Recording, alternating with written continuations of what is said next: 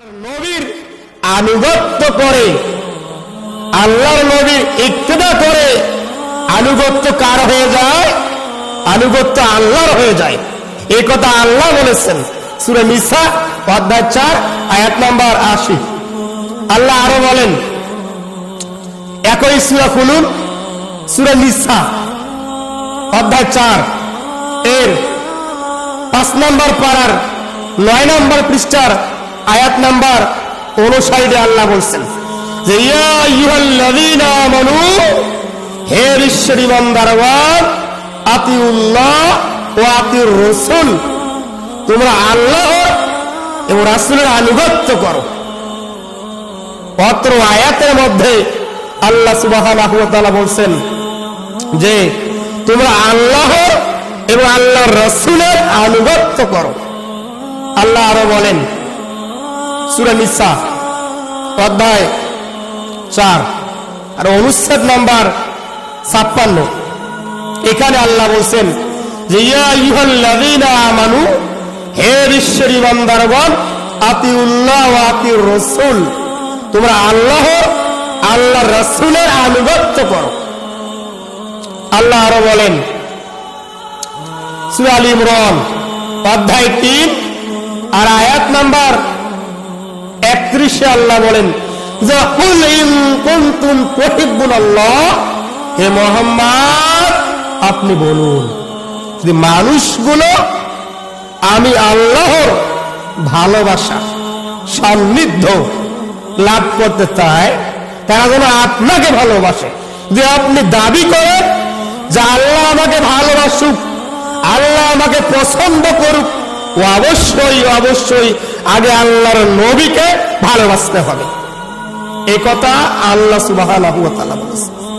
আল্লাহ আরো বলেন সূরা নিসা অধ্যায় 4 আর আয়াত নাম্বার 65, আল্লাহ বলেন যে ফালা রাব্বিকা লা ইউমিনুন হাত্তা ইউহাক্কিমুকা ফিমা শাজারা বাইনাহুম। আল্লাহ বলছেন যে ওই সত্তার শপথ, ওই ব্যক্তি ঈমানদার নয়, ওই ব্যক্তি মুমিন নয়, ওই ব্যক্তি তাকওয়াশীল নয়, ওই ব্যক্তি ঈমানদার নয় যে ব্যক্তি ব্যক্তি জীবন, পারিবারিক জীবন, সামাজিক জীবন, অর্থনৈতিক জীবন, রাষ্ট্রীয় জীবন, রাজনৈতিক জীবন, মোট কথা গোটা সামগ্রিক জীবনে যে ব্যক্তি আল্লাহর নবীকে গ্রহণ করে না, অ্যাকসেপ্ট করে না, এ ব্যক্তি ঈমানদার নয়। এটা আল্লাহ তাআলা বলেছেন। একই কথা আল্লাহর নবীও বলেছেন।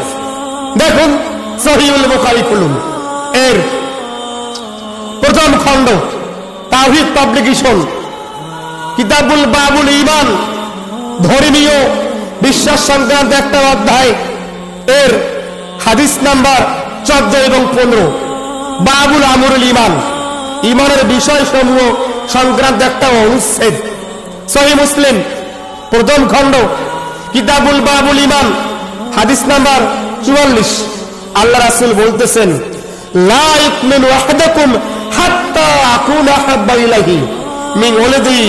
আল্লাহ রাসূল বলছেন যে ওই ব্যক্তি ঈমানদার নয়, ওই ব্যক্তি মুমিন নয়, ওই ব্যক্তি তাকওয়াশীল নয় যে ব্যক্তি পৃথিবীর ধন সম্পদ, পিতা মাতা, ছেলে মেয়ে সব কিছুর চেয়ে আল্লাহর নবীকে অধিক ভালোবাসে না। হাদিস থেকে আমরা বুঝতে পারলাম যদি কোনো একজন ব্যক্তিকে ঈমানদার হতে হয়, মুমিন হতে হয়, ওই ব্যক্তিকে পৃথিবীর ধন সম্পদ, পিতা মাতা, ছেলে মেয়ে সব কিছুর চেয়ে আল্লাহর নবীকে অধিক ভালোবাসতে হবে। এজন্য উচিত আল্লাহর নবী